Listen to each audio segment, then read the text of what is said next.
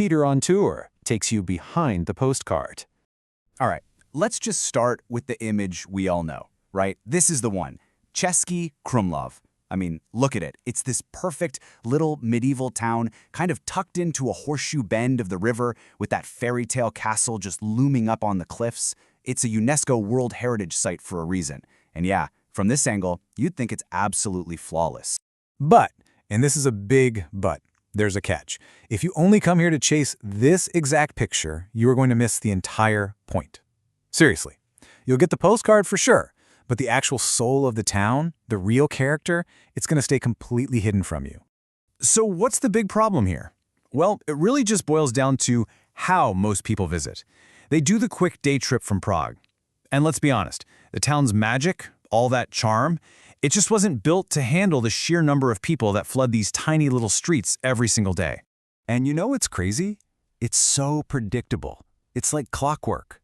Look at this. Between 11 a.m. and 3 p.m., that's the window.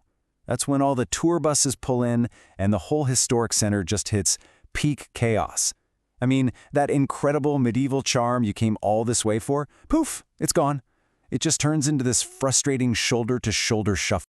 Okay, but here's the secret. There is a way to beat this, a strategy to get that amazing experience back. And it's not about finding some secret hidden alleyway, it's all about timing. The real key to finding the real Krumlov is to just outlast everyone else. You have to stay overnight. And this right here, this is the game plan. It's simple, really. You just flank those crazy midday hours. You get out there at 7 a.m. when you've got mist rising off the river and everything is quiet. Then you wander around during golden hour, maybe 6 p.m., as the light gets all soft and the crowds are finally leaving. And then you get the town after dark, when it's literally just you, the cobblestones, and the sound of that river. It's magical. I mean, just look at the difference here. On the left, yeah, it's beautiful, but it's the chaotic daytime view that everyone gets. But on the right, well, that's your reward for staying overnight. An empty, lamplit street that feels like it belongs only to you. This is what you actually came for. Because, once you actually have the time, you start to see the town's really fascinating split personality. It's a place with these incredible cultural contrasts. It's almost like two completely different shows happening on two different stages, all in the same theater. Okay, let's start with a fact that just blows my mind. The town has something that is one of only two like it in the entire world. What is it? It's the Castle Baroque Theater. And listen, this isn't a replica, it's not a reconstruction, this is the real deal. An authentic, perfectly preserved 18th century time capsule. It has everything, the original hand-operated wooden stage machinery, these incredibly delicate hand-painted backdrops, even the period costumes are still there. And wow, here it is, this is the stage. It's an absolute jewel, right? It's like looking through a window into a world of aristocratic entertainment that has pretty much vanished everywhere else on Earth. It is so fragile, which is why you can't just walk in. The tours are super limited. You absolutely have to book them way in advance. Okay, so you've got this preserved perfection, right? This 18th century illusion.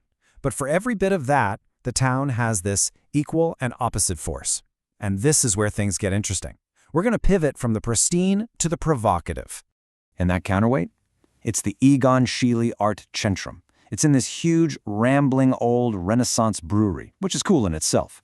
And inside, it's all about the life and work of this super controversial expressionist painter, who was, let's just say, scandalous back in his day. This place is the raw, gritty 20th century artistic edge that just cuts right through all that fairy tale sweetness. So you've got these two completely different worlds, right? The delicate past and the rebellious modern. And what's amazing is that the thing physically connecting them is this astonishing piece of architecture that's, well, it's literally a bridge between eras. Just think about the engineering problem here for a second. You've got the main castle on one side of this deep rocky chasm and the gardens and that amazing theater on the other. So, how do you bridge a gap like that back in the 18th century? No cranes, no modern tech. You build this, the Cloak Bridge. And as you can see, this is not just a bridge. It's a multi-story covered corridor built on these absolutely massive stone pillars. It connects the castle rooms to the theater and gardens. It is an absolute marvel of engineering. Seriously, when you walk through it, it feels like you're floating between two different pieces of history. And that really brings us right back to the main point, doesn't it? Getting to experience all these layers, the art, the engineering, those quiet moments, that's the real reward for staying. It's not just about seeing the town, it's about actually getting to live inside its story, even just for a little while. And that idea of immersion, it can become totally literal. Like when your hotel isn't just a room with a bed, but it's an actual piece of the history. Take the Hotel Roger, for example. It's inside a former 16th century Jesuit dormitory. Think about that. You're literally sleeping inside the walls of the story you came here to explore. So when it all comes down to it, this is why you stay. It's about witnessing all those moments the day trippers will never, ever see. It's about seeing the mist curl off the river at dawn. It's about walking those empty, lamplit cobblestone streets and feeling like they're all yours. It's about hearing the sound of the river, not the sound of crowds. It's about really, truly feeling the quiet, heavy weight of 600 years of history all around you. Look, at the end of the day, this town isn't just a box to check on a list. It's a place that deeply rewards you for being patient, for being present. And when you give it that time, it transforms. It stops being just another tourist stop, and it becomes a real, lasting memory. To book the Rare Theater Tour and find the best historical hotels, read the full guide at peterontour.com.